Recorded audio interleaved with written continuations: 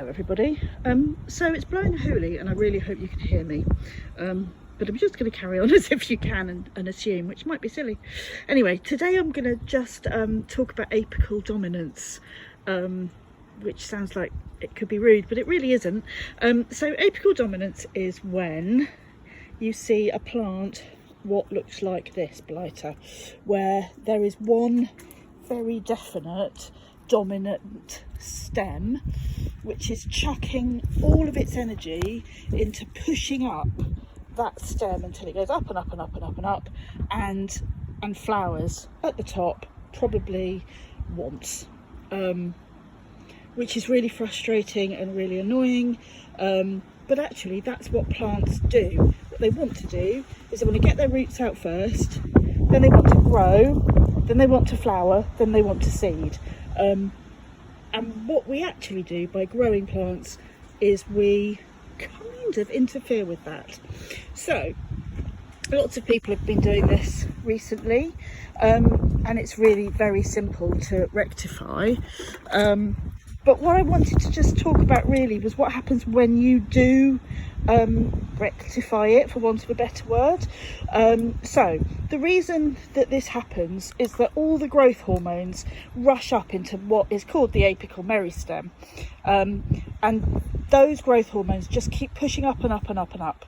What you want to do is you want to make them go down rather than up. So the best way of doing that is to take a pair of woohoo sexy the wacky secateurs. They don't have to be the wacky secateurs. A pair of scissors would do, to be really honest. I'm really embarrassed about the state of those. God, they need a clean.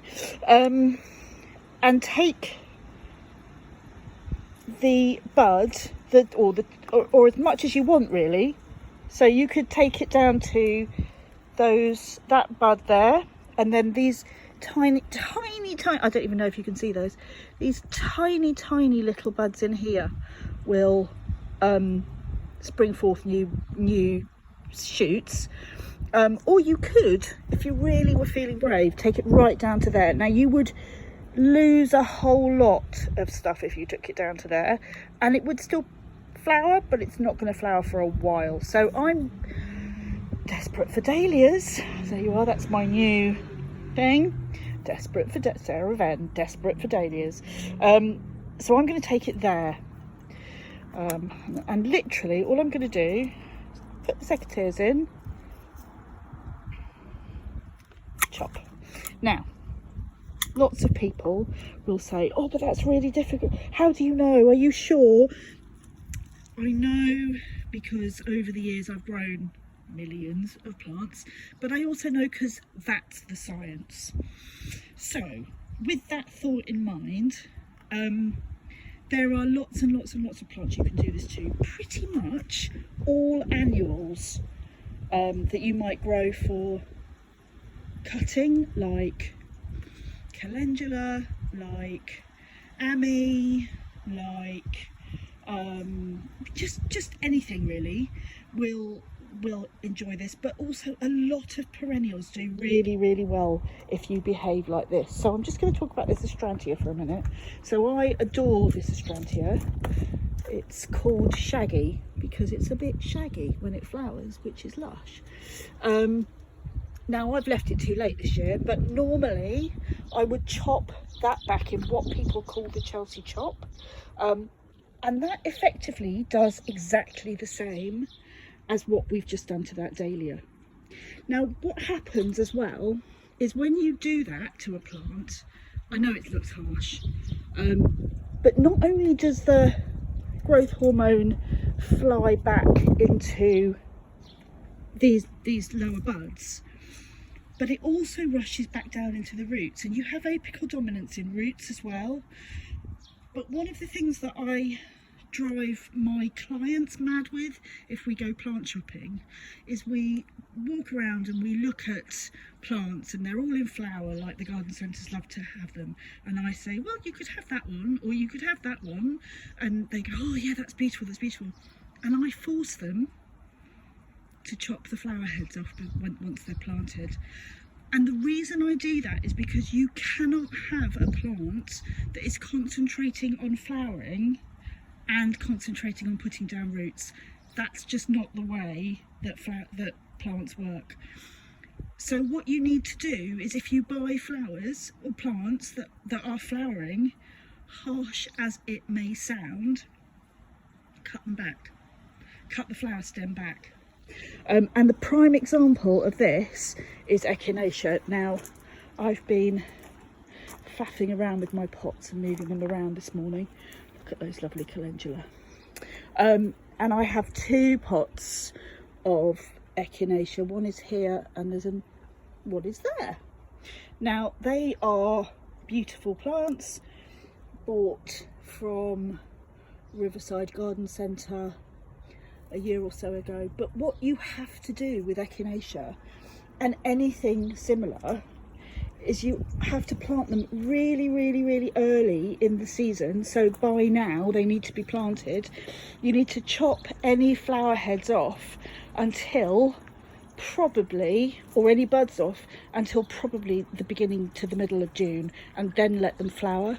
Because what you need them to do to get through the summer and into the winter and into the following spring is you need them to really establish good roots, and that means pushing the dominance of the hormones continually back into the roots.